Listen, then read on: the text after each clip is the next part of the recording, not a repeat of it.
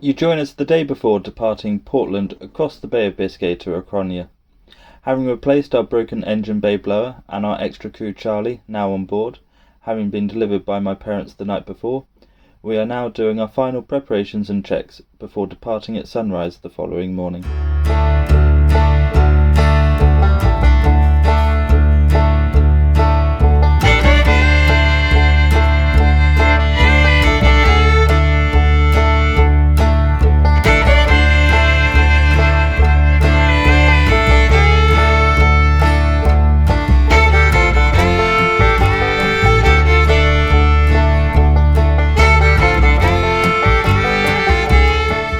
We spent the night before having our last meal in England, with my parents and Charlie's dad sharing some stories of when he sailed this route nearly 40 years ago on his own Atlantic crossing.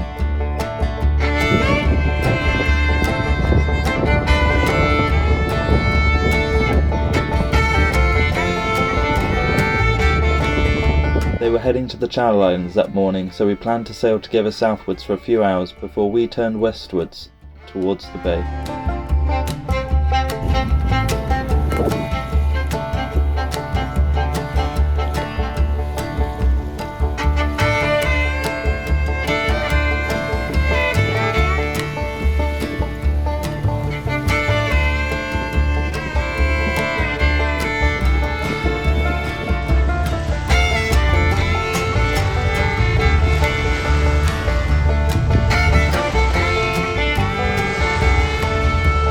Having reached Portland Bill, we left Silmarill's side and headed west, excited and apprehensive of what was to come. A few hours in, we were greeted by what would become the first of many dolphins coming to play alongside.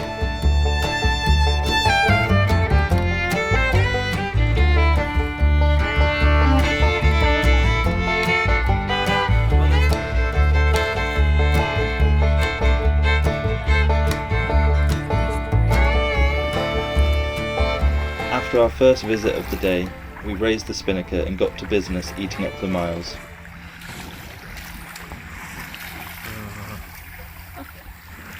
By nightfall, we had reached the end of the traffic separation zone in the English Channel, and as night rolled in, we dropped the spinnaker before settling down to what we thought would be a quiet first night shift.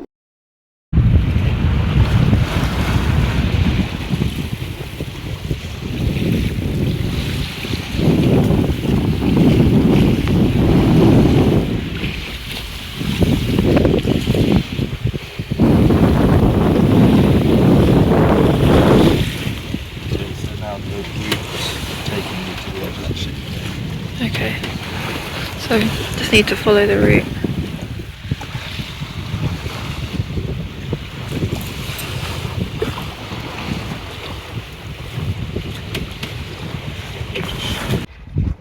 So first night watch from Portland to A Coruna in Spain. I'm doing the first shift from 8 till 12. There's quite a lot of shipping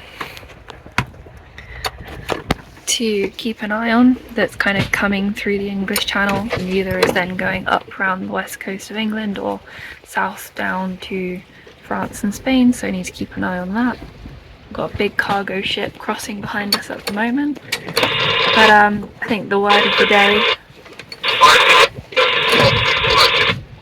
VHF, word of the day today, dolphins. We saw loads of them.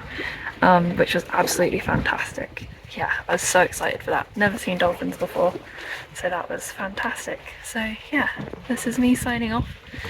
First night on the big crossing. Wish me luck. Sometime into Romy's night shift, she woke me up as we were surrounded by ships getting uncomfortably close. We decided to start the engine and take some evasive action. At this point, we developed engine issue 2 of the trip. A worrying vibration. After stopping and starting the engine, most of this went away. Putting it down to some sort of loose debris momentarily caught on the prop, we had a crew meeting and decided to carry on rather than diverting back to England. The next morning started with yet another amazing sunrise, although the rest of the day would be full of frustrations fighting tide and variable wind. Sometime in the afternoon, after much discussion of maybe diverting to France, we decided to race the traffic separation zone around the northwest tip of France, hoping for a quiet night hiding out in between the two shipping lanes where we wouldn't have to worry about being run over, and maybe might have quiet watches and some much needed sleep. You want the realism to be like exciting and awful, not just like Boring. three and a bit knots. Sun.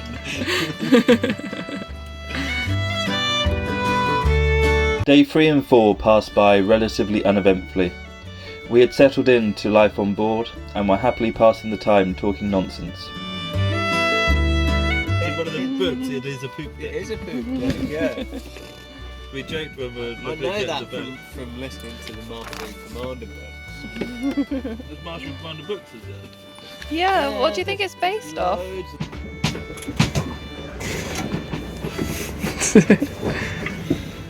I'm quite scared of it though. Yeah, me too. When I was making the pasta the other day, it was a bit nerve-wracking.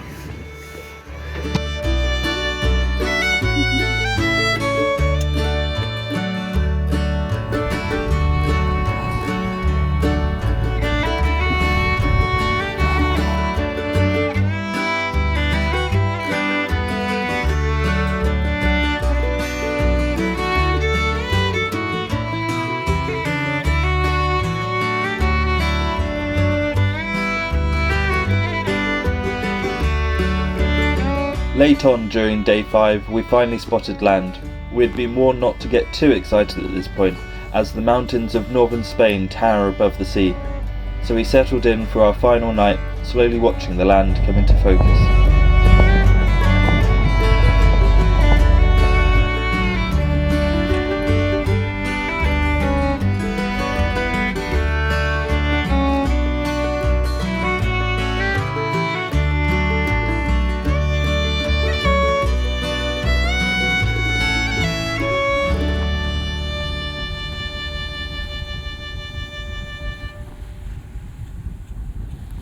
Then finally, as the Tour de Hercules came into view rising above A Coruna, we were in high spirits as we made our final run into the marina. Are you excited for walk, Bertie?